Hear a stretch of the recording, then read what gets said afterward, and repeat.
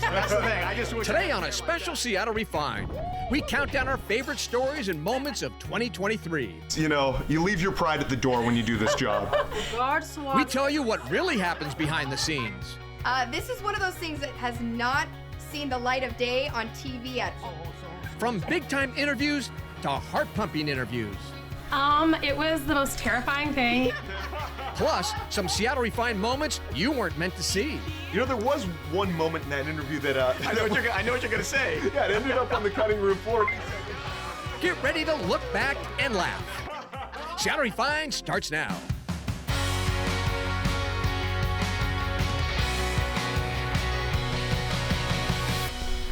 Hi, everybody. Welcome to a special edition of Seattle Refined. I'm Gard Swanson. And look who I'm with today. It's the entire crew of Seattle Refined. You guys ready to go? Love it. Oh, man, we love this time of year because on this show, we're looking back at all of our favorite stories that we've done over the last 12 months. And nobody knows that better than this lady right here. This is Jenna Luthman, our executive producer. And you put a lot of stories together. You find stories. But, man, what a year we had. Yes, and we love doing this show, especially for the viewer, because it gives you guys kind of a behind-the-scenes look at what it really takes to put these stories together and see some stuff that maybe didn't get to air on TV. And we always like to start off with Brandon Bernstead, our adventure guy. You know, you did some crazy stuff this year. Not too crazy as years past, but some good stuff. Yeah, Jenna, I didn't jump out of any planes, but I did have my most physically demanding story of all time, and that was attempting. And attempting is the key word here, to play goalie for the Kraken.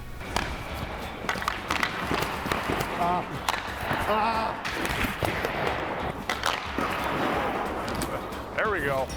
You almost had it. You don't really realize how goalies move their bodies until you try to do it yourself. Now, I sweated through my clothes during that shoot, and I was so sore the next day, I could barely walk. I remember, Brandon, when you came back from the shoot, and I was so excited that he was gonna, practice with the Kraken and be the goalie, and I was like, dude, how'd it go? And he was like, and the walk, he was walking funny. You could tell the guy was sore. Oh, totally sore. And he has done some crazy stuff, but for some reason, that one really stuck out to me this year because I think you don't realize how hard it really is. Their bodies move in ways that your body just shouldn't move. Chris, how would you assess my performance out there on the ice? You want like out of 10? Yeah. I'll give you a 3.2. Honestly, pretty good. I would take that. Yeah, I would First take time. it for sure. Pushing forward. Left line. Oh my gosh, look at the view. One of my favorite adventures was the Leavenworth Alpine Coaster. It was the first Alpine coaster in the state, and everyone wanted to try it out, so Brandon and I went on a day trip to Leavenworth and got to ride it. Whoa! Yeah! I thought it was a lot of fun. It was a good time, and I think the thing that you can only capture so well on camera is the views from the coaster, because you can see down into downtown Leavenworth, the mountains. Even when you're moving fast, it looks awesome. One story and adventure that Brandon went on was nearby in Winthrop. It's called this Cowboy Dinner at Sun Mountain Lodge. And what the viewers may not know is Brandon shot that all by himself on his cell phone. And it's basically kind of a more rugged dinner, but with like a 5-star meal. But I tell you, that food looks so good. You gotta get a piece of this. 12-hour smoke? 12-hour smoke, quick heat on the grill, locally done grass-fed beef. I mean, it's fantastic. Yeah, it was legitimately delicious, but the setting was what made it, because we drove out on horseback into the backcountry. It's about a 30-minute ride, and all of a sudden there is this spread in front of you. The setting was unbelievable, and what folks may not know is it was also my first shoot back from paternity leave, so I got a wild hair and decided, you know what, let's ride off into Winthrop and eat some good food. Every now and then, the digital team gets lucky to go on adventures with Brandon, and this time you went to the reptile zoo, and I was so jealous because you know how much I love all creatures. Will you tell me about what it was like to have a massive python around your neck? It was the most terrifying thing I've ever experienced. I'm so glad that digitally we are able to put music over video, because otherwise you would have heard me deep breathing and having to calm myself down the entire time. So, but it was definitely once in a lifetime, and I'm glad that I got to experience that. Brandon, we know you are the adventure king. You've done just about everything, but this year we saw a little different side of you we've never seen before. Yeah, I like to use myself as a vehicle to show how good other people are at what they do. So we tried gymnastics. That didn't go well. Wait, what's going on? Why am I bad at this guy? Probably the worst I've ever been at anything was ballet. 3, 4, 5, 6, 7. Yeah. I filmed both those gymnastics and ballet stories, and I will say you were definitely humbled afterwards. It was, you leave your pride at the door when you do this job. Moving on from adventures, Guard, we put more on the safer, calmer stories No pun sometimes. intended. The safer. Because one of my favorite stories with you is a safe. Nice segue. You basically were with a family that has not opened up a safe in, 60 plus years, and you were rolling while they opened it up to see what was in it. Yeah, they owned a jewelry shop, and they had not opened the safe up in, almost 7 decades, and I couldn't wait to see what was in it, and you'll be surprised what we found. All right, open that up. Here we go. I'm like, I don't want to look. Oh my gosh. Oh, there's There's a something letter in there. Oh There's man. like pretty carpet in there. Oh man, what's it say? Fidelity stock certificate. So basically, they found a fidelity Certificate. Yeah, a couple of them, and everyone's thinking, and there's a bunch of shares, and we're all thinking, oh, this is going to be millions of dollars. It's going to help the family. It's going to be a great story, and it was a bust. Nothing. It was like Geraldo Rivera. It was like Geraldo Rivera. Remember that story years and years ago? What is it, the Al Capone tomb or something? Yes. Let's open it up and End up being nothing. And we had tons of our viewers email us after that story aired. Was like, what was it? What would it end up being? What did it end up being? And I hate to say, if you haven't seen the update that we have aired before, it wasn't anything. Yeah, Turns zero. out the grandparents cashed in on that stock a long time ago, and it was just basically a piece of paper that wasn't worth anything. But it was one of those stories that, yes, the payoff in the end wasn't huge, but it was still a fun story, and I'm glad that's something you found and got to share with everybody. it was a blast. I just wish something was in there. Dang it. Speaking of Guard and stories, is it just me, or is Guard being a little sillier this year? I'm a little I don't know what it is. I'm a little looser. Crispy potatoes. No? Crispy. Yeah. See? Crispy potatoes. Don't you remember that time where you were trying to become a really accomplished castanet dancer? That's what that sounds like. It's really nice. I'm good, aren't I? Yeah, you're really good. True. We gotta dance like both.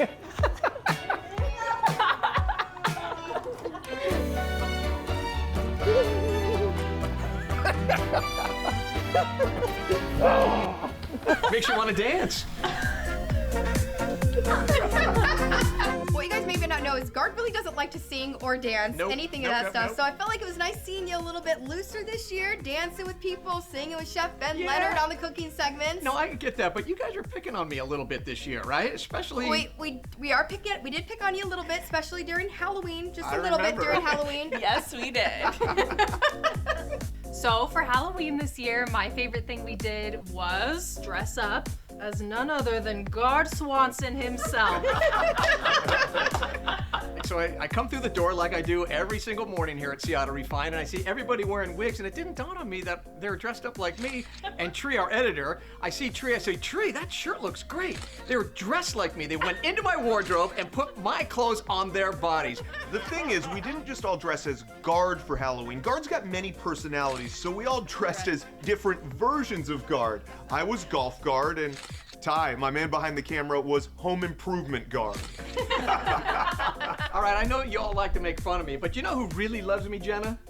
The actor, Matt Damon. Hi, guys. How's it going? Good. How you doing? There's a beautiful dog in the background of the shot. That's great. Oh my!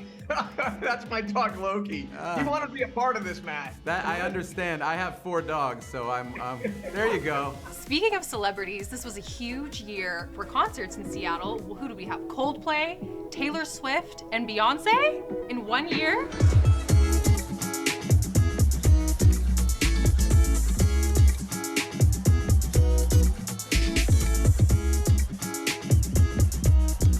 One of my favorite concerts I got to cover this year was the Jonas Brothers. I've been a diehard fan since middle school, and I was even lucky enough to interview Kevin Jonas earlier this year. And originally we were left off their tour. They weren't coming to the Pacific Northwest at all. And so I had to ask him why they left us off the tour, and he gave me a little bit of an exclusive, so it made it that much better to see in person. Okay, and then I have to ask Kevin. Yep, I knew it was coming. A lot of disappointed Jonas Brothers fans in the Pacific Northwest. I knew there's one city that's just not on the list. I know. No stops on the tour. You know, here's what I will say about that is there's more to come. I was gonna ask, can we expect you up here anytime soon? I'm sure seeing the Jonas Brothers was great, but the best part was when you got to interview Kevin Jonas. Apparently it was kind of on your manifest board to interview one of the Jonas Brothers, like 5 years ago, one of your first jobs. And look at you, bucket list this year. Yeah, it was definitely a full circle moment for me. I'll never forget it. Seattle Refined is just getting started. Coming up. And I honestly felt like following them through the exhibit, I kind of felt like I was following Joey and Chandler around. Like, I really felt like Joey and Chandler, like the way they were sitting there and joking with each other. We look back at some of the best exhibits over the last year, from Friends to Harry Potter. Plus, a moment from my interview with Mariners broadcaster Rick Riz that we saved from the cutting room floor. We'll be right back.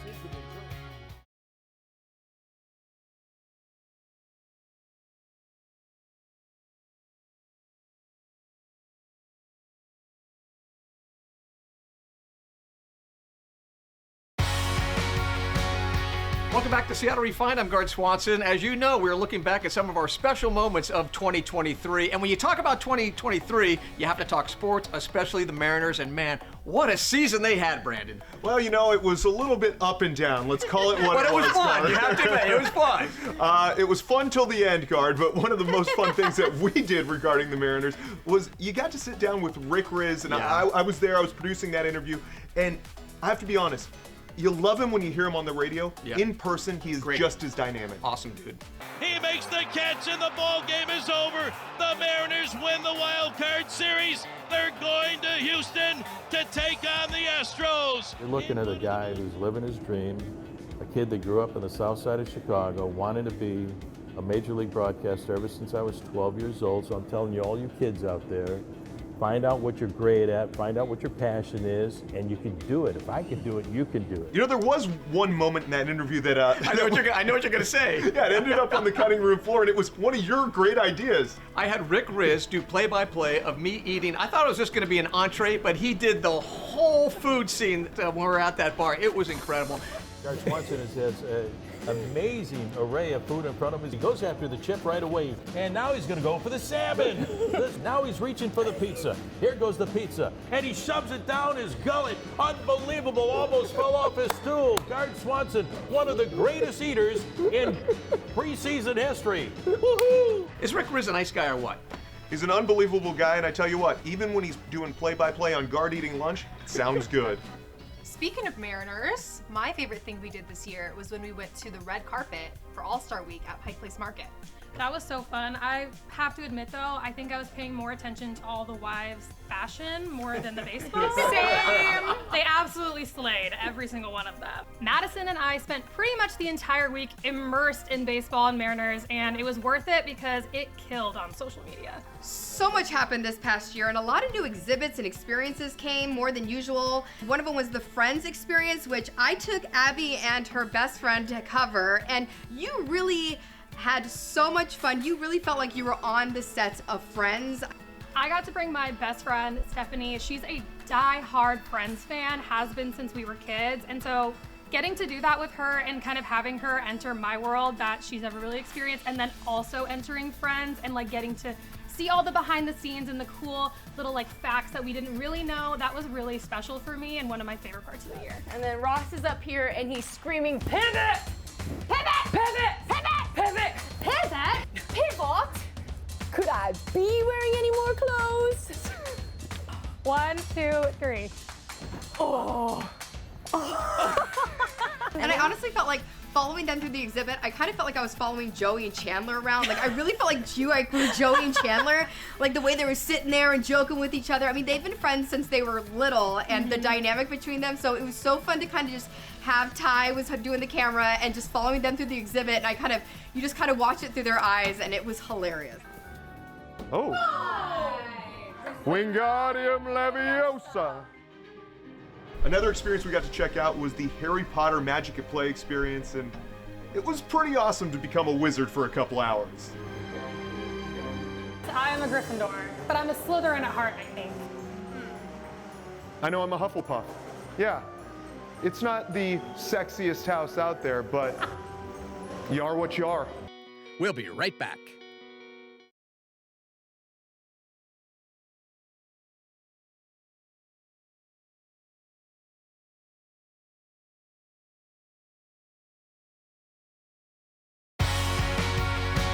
Welcome back to a special edition of Seattle Refined. I'm Gard Swanson. We're taking a look back at some of the coolest stories we've done in 2023. And here at Seattle Refined, we do this thing called passion projects. And Megan knows a lot about this because, Megan, it's all about the power of the flower for you, right? Right. Yeah, when you think of Pike Place Market, one thing that's a huge part of it are the flower vendors. 40% of the flower farmers are of Hmong descent, which is the largest population at the market. So I was able to profile 2 different farms, and I really wanted them to tell their story in their own words. And I went to 3 different locations. I went to the Pike Place Market on 2 separate days, and it was just really wonderful to meet with them, learn their stories and their journey, and just how proud they are to be part of Seattle and part of the market.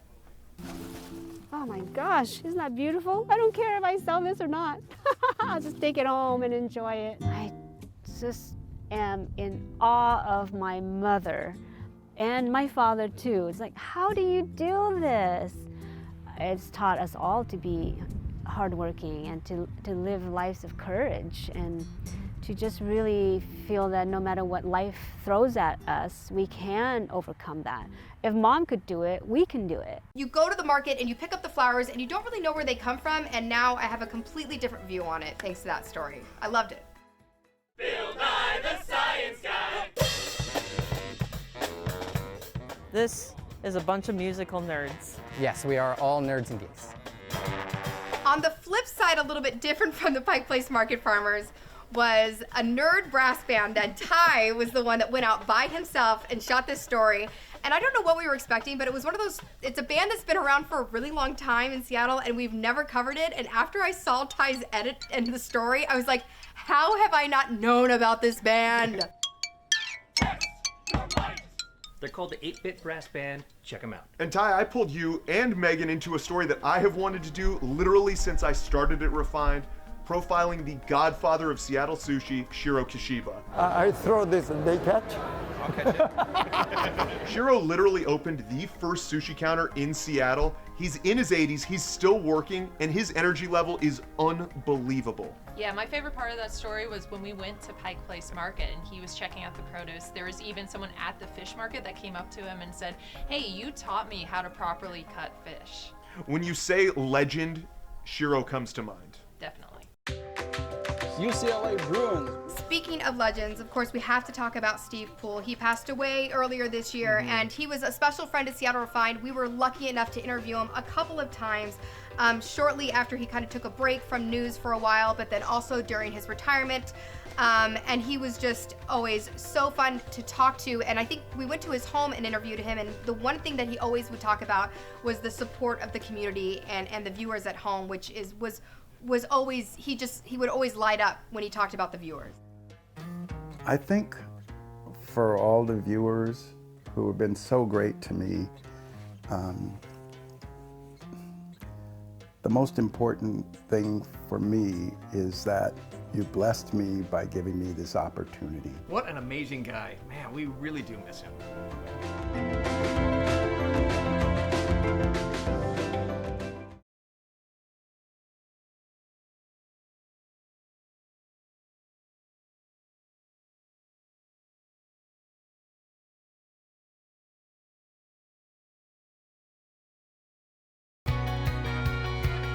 Welcome back to the show. Of course, we're wrapping up a very special edition of Seattle Refined. And Jenna, when you look back at 2023, we had some big-time stories, but we had 2 major accomplishments, right? Personal accomplishments for our members on the Refined team. First off, Brandon had a baby boy, Noah. Yeah, thank you. Yes, thank you.